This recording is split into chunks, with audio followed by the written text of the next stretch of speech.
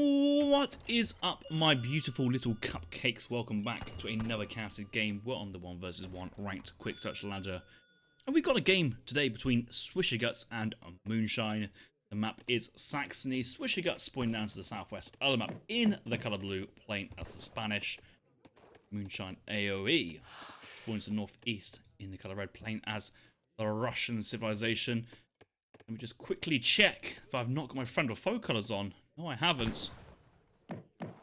It's one of those things that if you don't realise you've got your friend or foe colours on, you'll never pay attention. Oh, this is something from Swisherguts that I fall into all the time. Yes, you feel that you can get this trade post, but it's so close, and unless Swisherguts was pull tricking with his dog and his explorer, you're gonna have a bad time. I don't think he actually waited for any treasures on the way. Let's have a quick look here from Swisherguts. No, straight in for the TP, but misses it. That's so disappointing to see, because that's the kind of the sacrifices you make with an early trading post like that. If you're going to dive for it, is you try and go for the XP pass, but he missed it. Will it really affect his age one too much? No, probably not. He was housed to get the while getting the next villager, so guessing the earlier 3 settlers probably was not going to make that job any easier, but it's all the tempo, it's all the momentum, and 40 coin, 90 coin over here, certainly good. 85 XP, good treasure. 50 wood, incredible.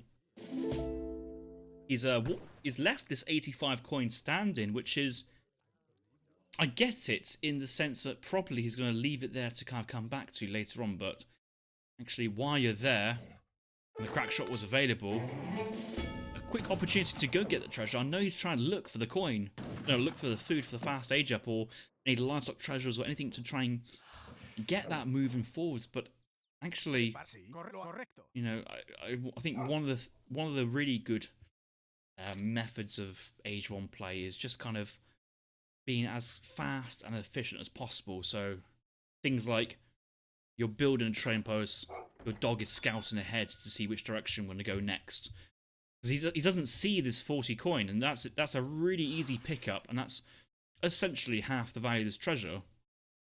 But if you ever wanted to go back now to this treasure, it's just not worth to go out that distance, and he'll probably come down here, wrap around this way, come behind the base, and maybe touch up to the north if he can get over there. I think both players kind of are respecting half map, which is not a thing in 1v1, but it kind of makes treasure gathering a lot easier knowing that you don't have to worry about snipes, and you can be kind of not slack, but you can just think about, you can just assume that you got equally good treasures as your opponents, and you're going to let the main strategy and gameplay later on do the talking instead of trying to dominate age 1 treasure gathering, that kind of stuff, which is a bad strategy when you're playing as the Spanish with the war dogs. I love Saxony, but Shake really dislikes it. I think one of the reasons is sometimes these cliffs and the crossings are really annoyingly in your face, and I can kind of see the natural problem that he's referring to, the path blocking.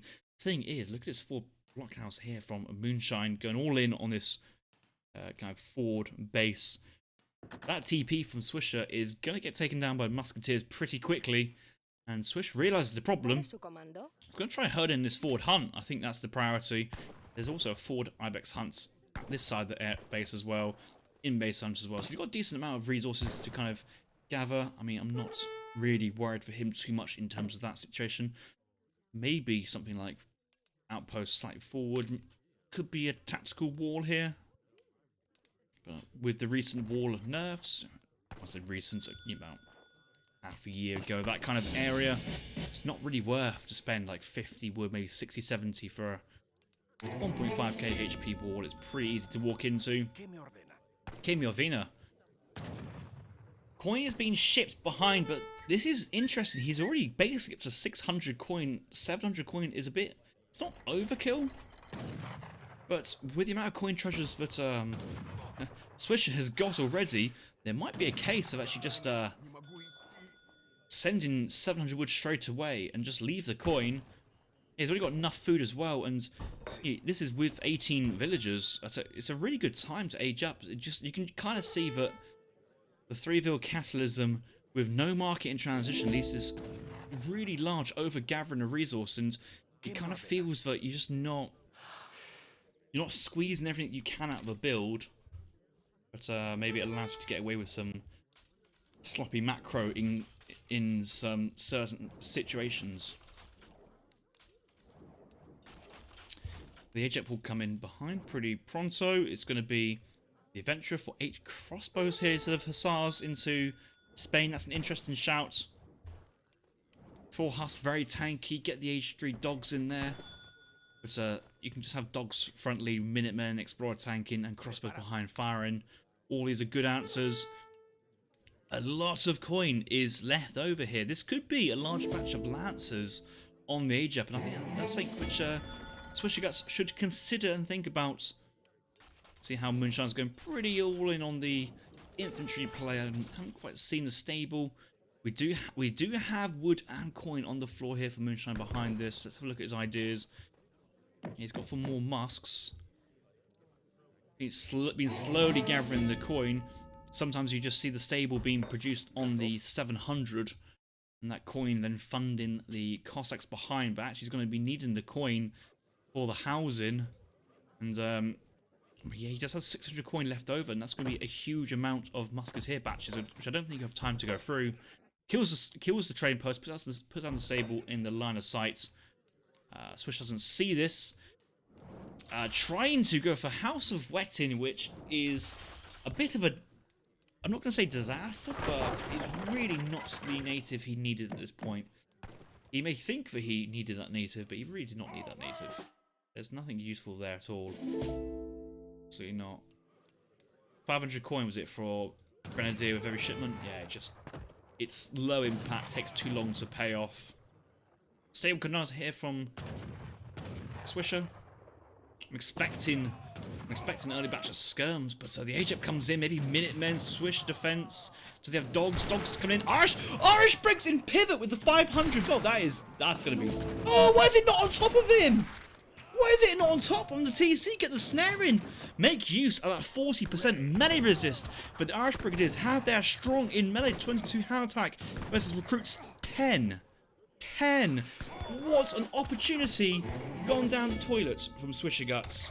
Dogs could be on that as well. That could have been horrendous for Moonshine to deal with, but allowed to get out of there, run away. Irish Brigs with more than 4 speed can chase down 4 speed recruits. They recruits, man! Why are we letting them get away? Oh,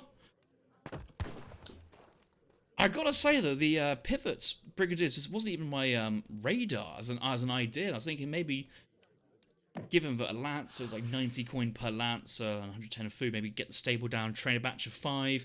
That holds the army in place while the crossbows and dogs do some good damage behind.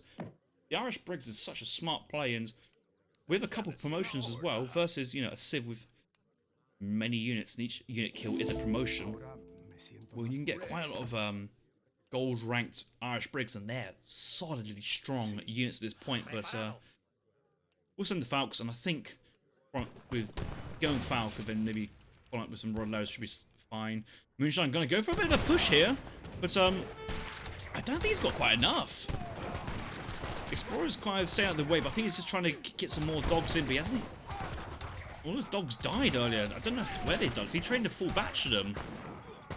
Falc's just been right-clicked by the infantry, and yeah, how's that happy? So has 7 Irish Brigs, but the Falcons are gone, and there's no immediate follow-up, and that's a bit of a problem here for Swish. How did they go down so quick? Was it blockhouse fire as well? Maybe a couple swings from the Cossacks? And that's the thing, if there was some dogs there as well, we were floating some food. He could definitely be nipping at the heels of the Cossacks there in that engagement, and I didn't quite expect those units to go down as fast, but they just didn't do the damage that needed to do, and the blockhouses are still standing, both of them. A really strong defensive place, and I think Moonshine's tempting to kind of radar and push out, but actually needs to hold steady and continue the vills, get his steel traps going down. get that economy moving. He does have steel traps. He's now sending coin at home. And that's going to be large batches of Musks and Cossacks. And he's actually fighting away from the barracks with not much anti-cav. More Strelets than Musks. And the Lats is coming. Oh my god. They're getting double tapped. And the crossbows, the dogs, and the Musks behind. Recruits in a panic emergency melee mode. And we can just see how trying to be active on the map is actually hurting Moonshine's agenda here. And just needs to make way back to the defensive location for more reinforcements, building fire. Each of these block counters do 45 attack versus the Lats, minus their range resist, which is actually quite tanky. And that's the problem. Yeah. Overall, some good exchanges, some Swish, and you can see how he feels like he's fine backing out here. And I don't really mind this. What he really wants to do now is just get a couple skirms in, 5 skirms, just to really add that extra flavour. He's still training Musks. He's on 23 age 2 musketeers. This is the moment. It's just worth to buy wood to get your veterancy upgrade. It's 20% combat stats. It's so worth it. You can see how a couple of these Irish Brigs have stayed alive for a while. A couple of higher rankings. Let's look at the silver ranking here. 208 HP. More than a Musk quite comfortably. 32 range attack. And solid outputs there. As a result, another 4 Lats is coming in.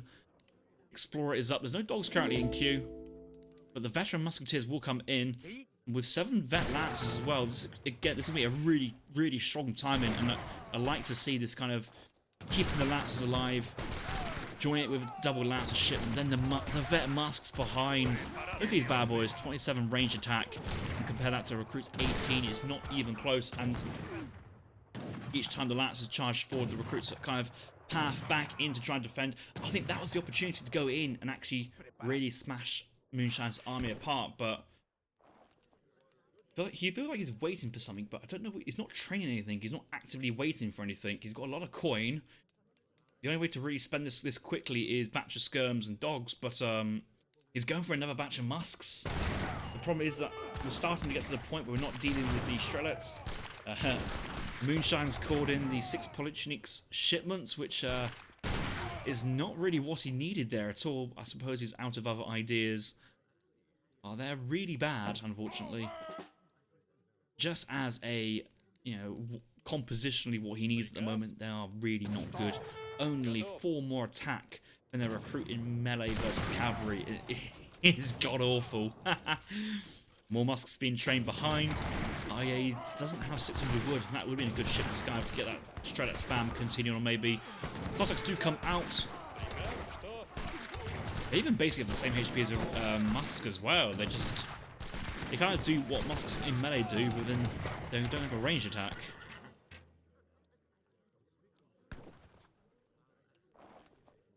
Maybe Swisherguts at this moment could be sending a armor pistoleros.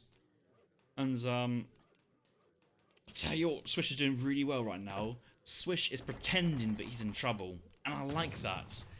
I'm just seeing a very vulnerable player here. Person playing, sweating, out APM'd, out macroed, out microed. Oh no, please stop applying pressure to me. I can't deal with this. But actually what he's trying to do, bait the Russian army underneath the town centre, and out pops these bad boys. Is actually... Oh, this is... Oh no! What are you gonna do? Oh, the... I was seeing exactly what Swish is seeing, and Swish has only just now realised he's got villagers, and the villagers are running away from the town centre, and he's just ruined his own trap. Oh, for fuck's sake, Swish! Like, on one level, this has been some real exceptional play, and on the other hand, it's like running into a brick wall. It's like the build order's there, knowing the civ's there, been tied together with a bit of Sun Tzu magic, and just falls apart. Oh, we finally got 2 skirmishers on the field. Praise Garja. These armor pistoliers with 560 HP. I mean, versus H2, the only units which can really kill them in H2 for Russia is the Strelets or Musks in range. There's no Falks. You can just see how Swish is going to keep on walking forwards, and there's not really much that Moonshine can do about this.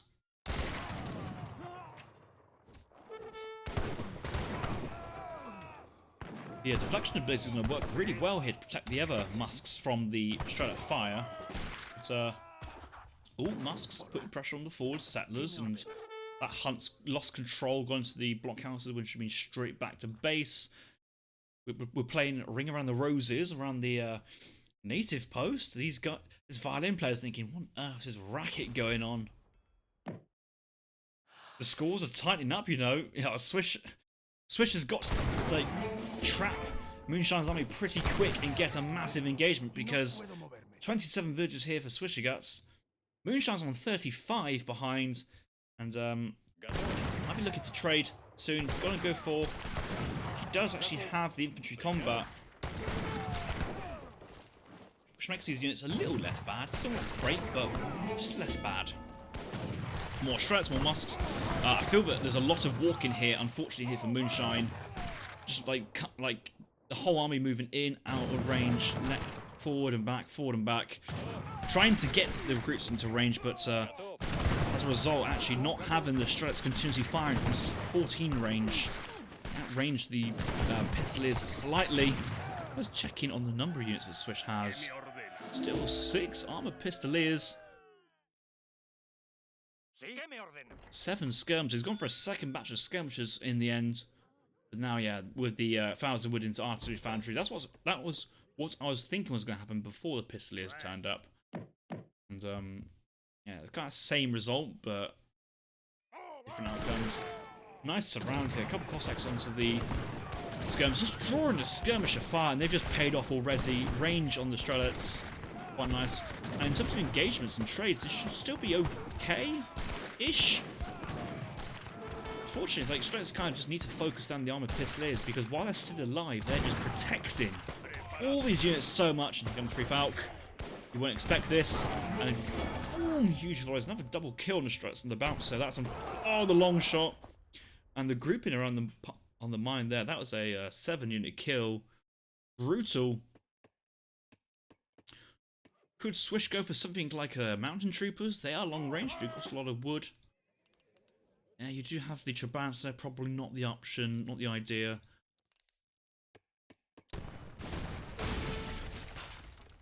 Spice trade's one of those things you always think would be an option here for Russia, but it just never quite works out, does it?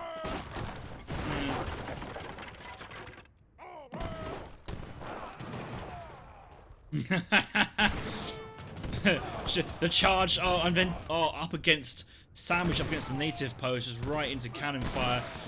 The Cossacks do dive in, blocked by units. The Musks do get close to one fight goes down, but still 2 alive. And this is like the FF timing now, but we've just had to give a lot away to try and get the first back down. And finally the tree has been cleared. Look at that. Opens up the line of attack.